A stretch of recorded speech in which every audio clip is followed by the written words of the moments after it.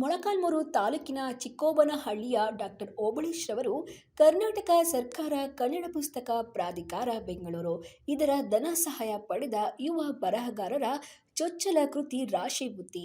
Shri Shivraj S Tangadagi, ಮಾನ್ಯ ಹಿಂದುಳಿದ ವರ್ಗಗಳ ಕಲ್ಯಾಣ ಹಾಗೂ ಕನ್ನಡ ಮತ್ತು ಸಾಂಸ್ಕೃತಿಕ ಇಲಾಖೆಯ ಸಚಿವರು ಮತ್ತು ಕೆಬಿ ಕಿರಣ್ ಸಿಂಗ್ ಆಡಳಿತಾಧಿಕಾರಿಗಳು ಹಾಗೂ ಹೆಸರಾಂತ ಸಾಹಿತಿಗಳು ಶ್ರೀ ಜೋಗಿ ಮುಖ್ಯ ಅತಿಥಿಗಳಾಗಿ, ಡಾಕ್ಟರ್ ಧರಣಿದೇವಿ ಮಾಲಗತ್ತಿ ಮಾನ್ಯ ನಿರ್ದೇಶಕರು ಕನ್ನಡ ಮತ್ತು ಸಾಂಸ್ಕೃತಿಕ ಇಲಾಖೆ, ದಲಿತ ಬಂಡಾಯ ಹೆಸರಾಂತ ಹಿರಿಯ ಸಾಹಿತಿ ಪ್ರೊಫೆಸರ್ ಬರಗೂರು ರಾಮಚಂದ್ರಪ್ಪ ಇವರ ಸಾರಥ್ಯದಲ್ಲಿ ಯುವ ಬರಹಗಾರರ ಚೊಚ್ಚಲ ಕೃತಿಯಾದ ರಾಶಿ ಬುತ್ತಿ ಕೃತಿಯನ್ನು ಲೋಕಾರ್ಪಣೆ ಮಾಡಿ ಹಾಗೂ ಶಾಲಾ ಕಾಲೇಜುಗಳಿಗೆ ಉಚಿತ ಪುಸ್ತಕ ವಿತರಣೆ ಕಾರ್ಯಕ್ರಮವನ್ನು ಉದ್ಘಾಟಿಸಿ ಡಾಕ್ಟರ್ ಓಬಳೇಶ್ ಎಂರವರನ್ನು ಸನ್ಮಾನಿಸಿ ಅಭಿನಂದಿಸಿದರು.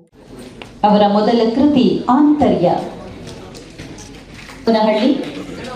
ಮೊದಲ ಕೃತಿ ರಾಶಿ ಬುತ್ತಿ.